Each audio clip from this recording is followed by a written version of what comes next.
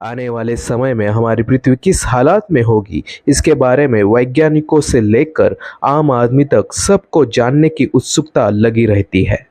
कभी कभी तो इस स्पेसिफिक वर्ष में पृथ्वी का अंत होगा, ऐसी बातें भी सामने आती रहती है।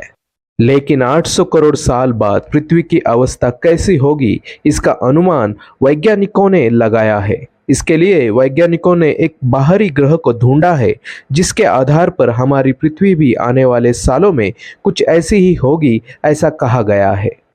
KMT 2020 BLG 0414 यह नाम इस ग्रह का है, जो पृथ्वी से लगभग 4000 प्रकाश वर्ष दूर है।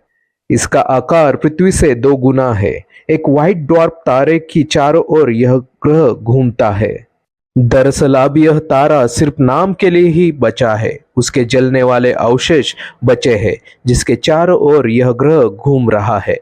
अब से लगभग 500 करोड़ साल बाद हमारे सूर्य की अवस्था भी कुछ ऐसी ही हो जाएगी। हमारा सूर्य धीरे धीरे एक्सपांड हो रहा है, और जब उसका उद्रेक होगा तब हमारे पृथ्वी की अवस्था भी इस ग्रह की तरह ही हो जाएगी। लेकिन उससे पहले हमारा सूर्य एक महाकाय स्टार में रूपांतरित हो जाएगा।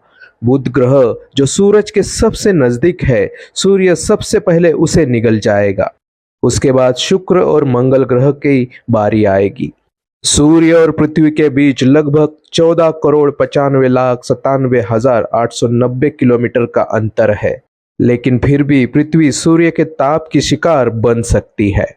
लेकिन अगर किसी तरह पृथ्वी बच भी गई, फिर भी उसकी हालत KMT 2020 BLG 0414 इस प्लैनेट की तरह हो जाएगी। कैलिफोर्निया यूनिवर्सिटी के प्रोफेसर केमिंग झांग के अनुसार हमारी पृथ्वी आने वाले ज्यादा से ज्यादा 100 करोड़ सालों तक रहने योग्य रहेगी।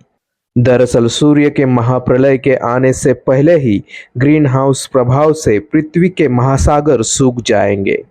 हर तारे में हेलियम और हाइड्रोजन का संयोग होता है, जिससे वह तारा जलता रहता है।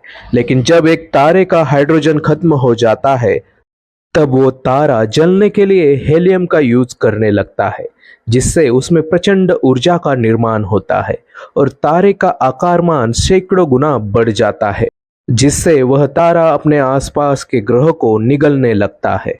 करोड़ों सालों बाद हमारे सूर्य की भी यह अवस्था होगी, जिसमें पृथ्वी भी समा जाएगी। और अगर ऐसा नहीं हुआ तो भी पृथ्वी सूर्य के जलते अवशेषों की कक्षा में घूमेगी। लेकिन हमारे पास यूरोपा या एनसेलाड्स जैसे उपग्रहों पर स्थलांतरित होने के ऑप्शंस अवेलेबल है। यूरोपा हमारे सूर्यमाला के सबसे बड़े ग्रह गुरु का उपग्रह है, या हम उसे गुरु का चंद्रमा भी कह सकते हैं। पृथ्वी के चंद्रमा से यूरोपा थोड़ा सा छोटा है, लेकिन यहाँ पर मानव प्रजाति रहने लायक परिस्थितियां है, और इसका दावा नासा कुछ सालों पहले ही कर चुकी है। दूसरा ऑप्शन है एनसेलाड्स, जो शनि का उपग्रह है। शनि के इस चांद पर भी जीवन के लिए आवश्यक वातावरण हो सकता है।